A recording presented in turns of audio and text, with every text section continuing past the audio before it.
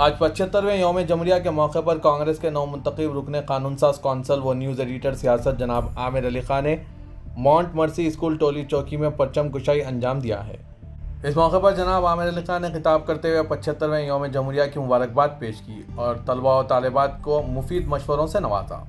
انہوں نے اس موقع پر کہا کہ آج کل ہر کوئی ڈاکٹرز یا انجینئر بننے کی طرف راغب ہوتے ہیں، لیکن قانون کی تعلیم حاصل کرنا بھی بے حد ضروری ہے۔ ایک بہتر سماج کے لیے اور اپنے سماج کے لیے بہتر نمائندگی کے لیے قانون دان بھی ہونا ضروری ہے۔ انہوں نے ملک کے موجودہ صورتحال پر روشنی ڈالتے ہوئے کہا کہ آج مسلمانوں کو پنچنگ بیگ کی طرح پیش کیا جا رہا ہے، جبکہ فرقہ پرستوں کے نشانے پر مسلمان نہیں دلت ہے۔ ہمیں حالات سے بخوبی واقف ہونا چاہیے۔ ناواقفیت کے سبب حالات مزید ابتر ہو سکتے ہیں۔ آج شہر حیدرآباد میں حالات دوسری ریاستوں کے بنسبت بہتر ہیں، لیکن ہمیں غفلت میں نہیں رہنا چاہیے۔ ہر حال میں آنے والے مسائل کے بارے میں تیار رہنے کی ضرورت ہے۔ اس موقع پر ماؤنٹ مرسی اسکول کے طلباء و طالبات نے یوم جمہوریہ کے جشن کے ایک حصے کے طور پر کچھ پروگرامز بھی پیش کیے اور ساتھ ہی اس خصوص میں ماڈل ڈیزائنز بنا کر نمائش کے لیے رکھا گیا تھا۔ جناب عامر علی خان نے ان سب کا مشاہدہ کیا۔ پیش ہے اس خصوص میں یہاں کے کچھ جھلکیاں اور عامر علی خان صاحب کے خیالات۔ Bureau report سیاست.com۔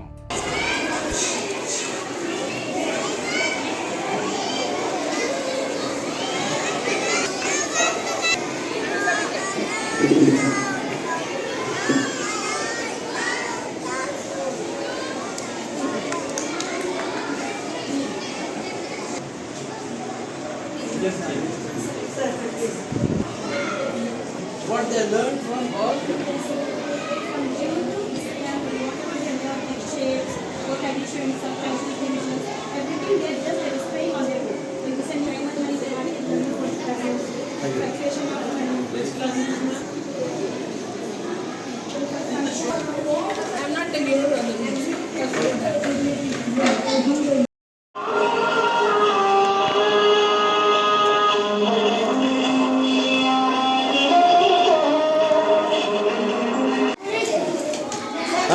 Baby.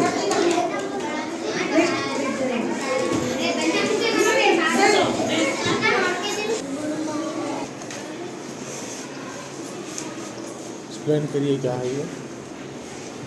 This is Pranav.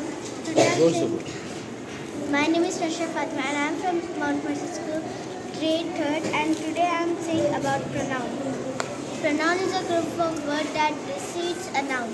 Now I am saying some few examples of pronoun.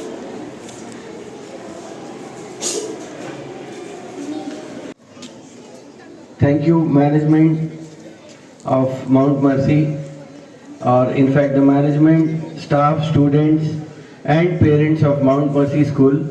Thank you very much for inviting me here.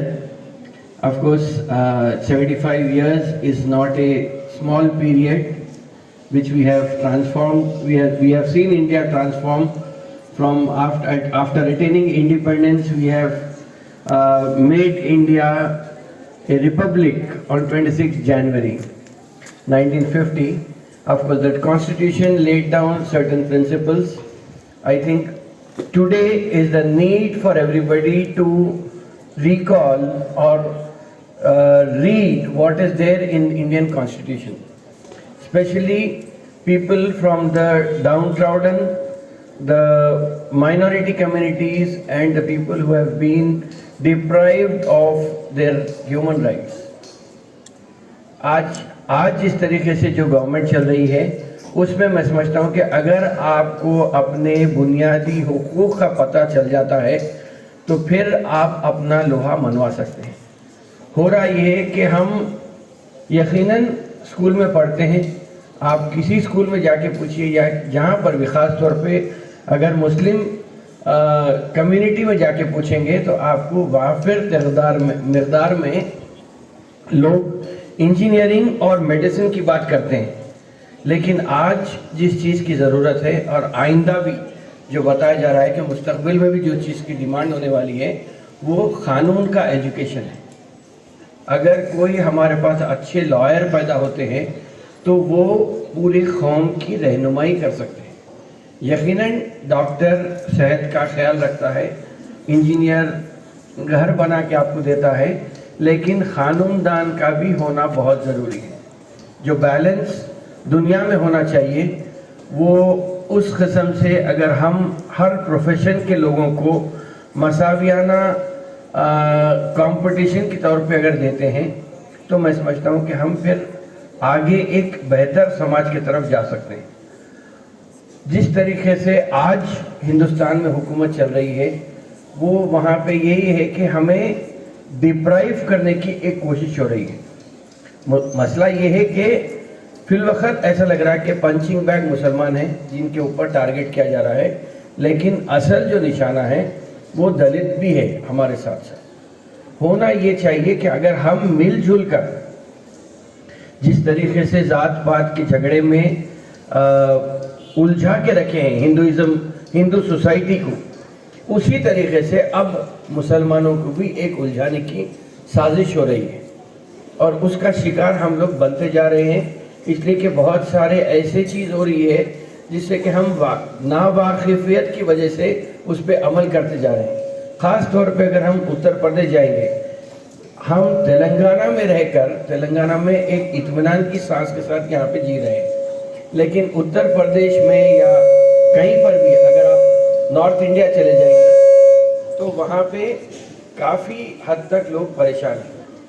اپنی روزانہ کی زندگی میں بھی انہیں اتنی آزادی نہیں ملتی، بلکہ آزادی ہی نہیں ملتی کہ کچھ وہ اپنے طور پہ کچھ کام کریں. میں ابھی 2 مہینے پہلے کلکتہ گیا تھا، تو کلکتہ میں ایک ایڈیٹرز کانفرنس تھی، یہ اردو کی کانفرنس تھی ساحر لدھیانوی کے 100 سالہ جشن کے اوپر. تو کلکتے کو پوری دنیا بھر سے اخبار کے ایڈیٹرز آئے تھے، پی ایچ ڈی اسکالرز آئے تھے اور دانشور حضرات وہاں پہ تھے. وہاں پہ یہی بات ہو رہی تھی کہ جس طریقے سے کلکتے میں آزادی ہے اس قسم کی آزادی یو پی، بہار، دلی یا آس پاس کے علاقوں میں نہیں ہے.